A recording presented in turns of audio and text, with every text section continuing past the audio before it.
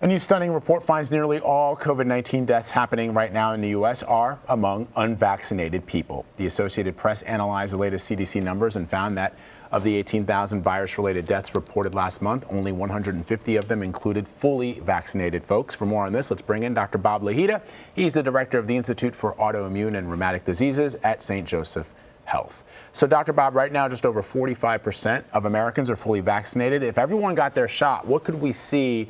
Where could we see daily COVID deaths drop to? Vlad, we could see daily COVID deaths drop to almost zero if people would increase their vaccinations. And this is what's tragic about the story, is that every death that occurs now is totally preventable. You know, there are less than 300 deaths per day, and I would say 99% of the people who die right now are unvaccinated. And this is really a very tragic thing when you think of the families, relatives, and all losing someone, and when the death could have been totally prevented, Vlad.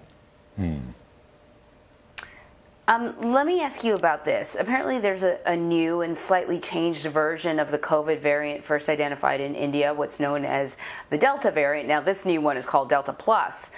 What can you tell us about it, and how concerned are you about this latest mutation? Well, I'm particularly concerned about this latest mutation, Anne-Marie, because, number one, it is a variation of the Delta variant. Increased transmission has been the case for the Delta variant, this Indian variant. The second thing that is unbelievably, it's hard to put my hands around it, is that it doesn't respond well to the monoclonal antibody, which we've been using to prevent further deaths. And the worst thing about it is it attacks the lungs. I call it a pneumotropic virus. It prefers the lungs, which, the regular coronavirus or the COVID-19 has wreaked havoc on people's lungs. But I called it a neurotropic virus because it liked to infect the brain. It was about 1,000 times more likely to affect the brain. This Delta variant, that's the Delta Plus, prefers the lung. It's about 1,000 times more lethal to people's lungs, and the lungs filled with fluid, there are microemboli, and respiratory failure ensues. So it's a real issue for us right now. Dr. Bob, a CDC advisory board said earlier this week that annual booster shots might be needed for the elderly or transplant recipients. What about the general population? Yeah, that's a big one, Vlad, because here the vulnerable people should probably get a yearly shot. By those who are vulnerable, besides the transplant patients and those who are immunosuppressed, there are those with chronic heart conditions, with bad diabetes. They should probably get an annual shot. This is what the WHO is saying. What they're also saying is that the general population, the healthy population, the young people, all those above 12 who are below, say, the age of 70, should get their shot every 2 years. So that's very important. But again, it's still under study and the data are not out. And I might even say that if we looked at cellular immunity, we're only looking at humoral or antibody immunity. If we looked at cellular immunity, we could maybe carry that out to 3 or 4 years for a booster for those of us who are normal and unaffected by comorbidities. Researchers at Oxford University say that they have come up with a way to predict how effective a vaccine might be using a blood test.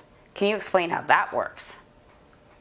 Yeah, that's basic, and it really involves, again, the measurement of something we call humoral immunity, which is neutralizing antibody. Specifically, they look at anti-spike proteins. Remember, the spike is the thing on the virus that is pushed to the surface of your cells and makes your immune system wary and knows that you're infected. So they're looking at that anti-spike protein and anti-receptor proteins. These are things they're looking at in those who have been vaccinated and those who have not, going out of the phase 3 trials. We are essentially doing the same thing here in many ways, and that is looking at those people who were in the late phase 3 studies and seeing which of them get infected and which of them do not, because we know who was on placebo and who actually got the vaccine. So right now they've developed a blood test looking at serology, which means the serum antibodies, the neutralizing antibodies. But no one has looked at the more complex cellular immunity, which again could be a great blood test if we could miniaturize it and make it easier to look at. So clinical trials for the Novavax vaccine showed it is 90% effective against the virus and most variants. It's also cheaper to make and it's easier to store, Dr. Bob.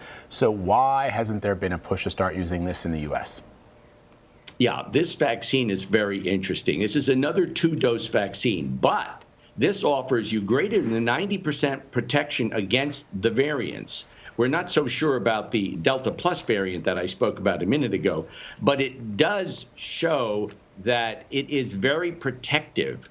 However, here's the kicker. There have been 3 vaccines developed, and they got early emergency use authorization, and we have an abundance of those vaccines in the marketplace right now. There were 3 vaccines that are pending full FDA approval. So I think in the U.S. they're saying, why do we need another vaccine?